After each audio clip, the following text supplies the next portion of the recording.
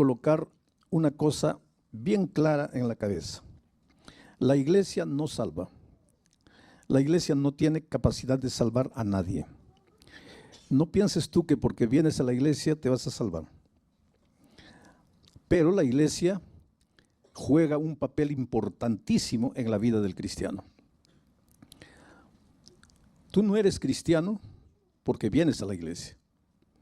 Pero por favor, no digas que eres cristiano si no estás en la iglesia.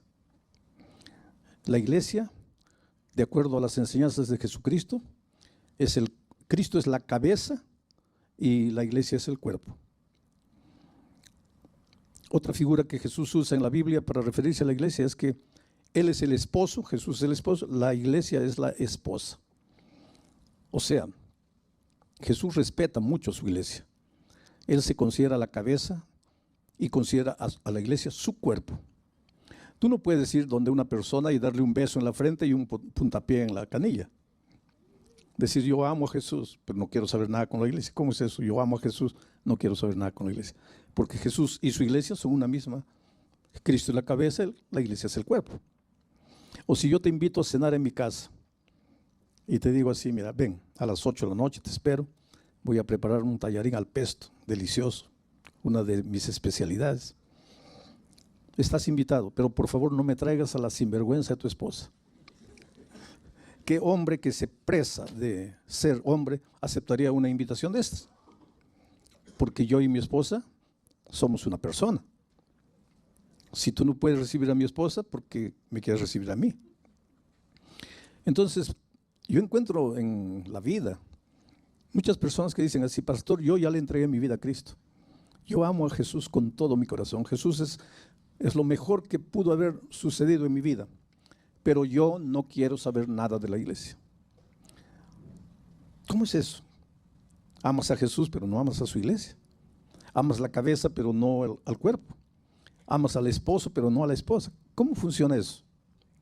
Es bonito de decir, pero no tiene sentido, no tiene lógica. Porque lo más precioso que Dios tiene en esta tierra es su iglesia. Y la iglesia no está formada por ladrillos, por paredes, por columnas. La iglesia está formada por seres humanos. Tú eres la iglesia. Nosotros todos juntos somos la iglesia. Y la iglesia de Dios en esta tierra es débil y defectuosa, porque somos seres humanos en proceso de crecimiento espiritual. Pero Dios nos ama y nos quiere en su iglesia. Pero como estamos en su iglesia, pues la iglesia no es perfecta. Está lleno de flaquezas, de debilidades. Suceden cosas en la iglesia que no deberían suceder. A veces nos frustramos, a veces alguien dentro de la iglesia te mira mal, o alguien chismea de ti, o alguien no te saluda, o alguien no te cae bien. Hay muchos hermanos que dicen, mira, yo a ese no lo trago. Somos una iglesia humana. Pero por el hecho de ser una iglesia humana en proceso de perfección, no dejamos de ser la iglesia de Dios. Y te digo una cosa, te voy respondiendo algo, porque hay mucha gente que dice, todas las iglesias son de Dios, porque todas nos llevan a Dios. Pero la Biblia no enseña eso. Dice que cuando Cristo venga, solo va a encontrar ovejas y cabritos.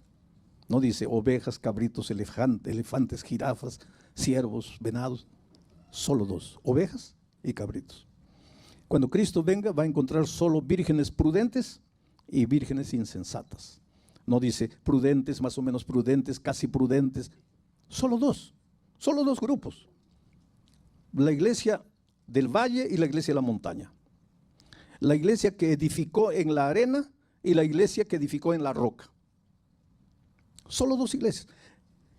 Usando simbolismo, la iglesia vestida de blanco de Apocalipsis 12 y la iglesia vestida de rojo.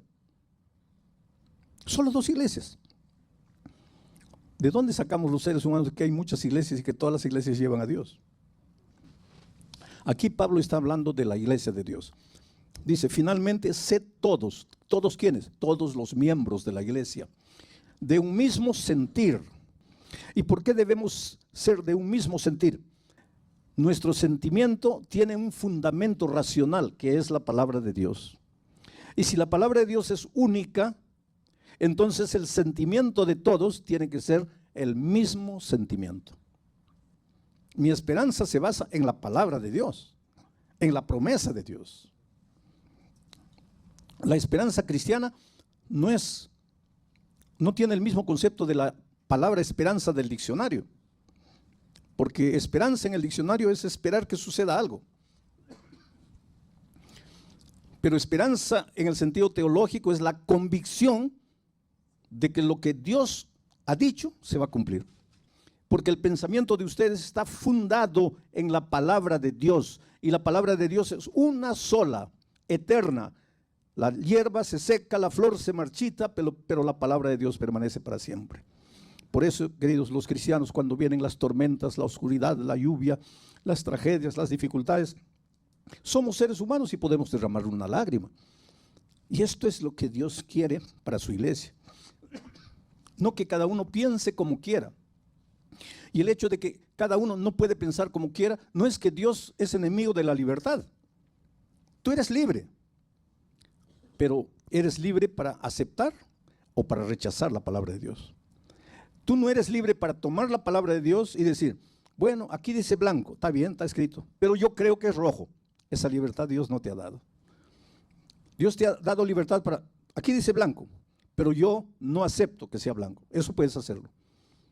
O acepto, pero decir no, y querer crear tu propio raciocinio para explicar que este blanco es rojo, esa libertad Dios no te ha dado. A los seres humanos Dios nos ha dado. El único que establece lo que es principio, lo que es valor, es Dios, no es el hombre.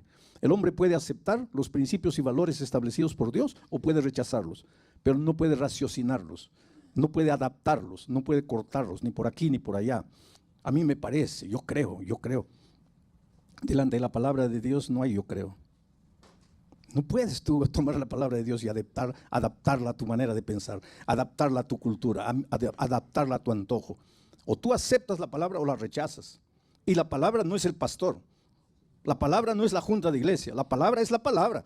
Por eso tienes la palabra de Dios en tus manos, para que con tus ojos veas lo que está escrito. Pero el hecho de que no seamos todos iguales no quiere decir que no tengamos un mismo sentir. Podemos vivir en unidad, con un mismo sentimiento. ¿Por qué? Porque nuestro sentimiento no está fundamentado en la palabra de Dios, que es única, eterna y que no cambia nunca.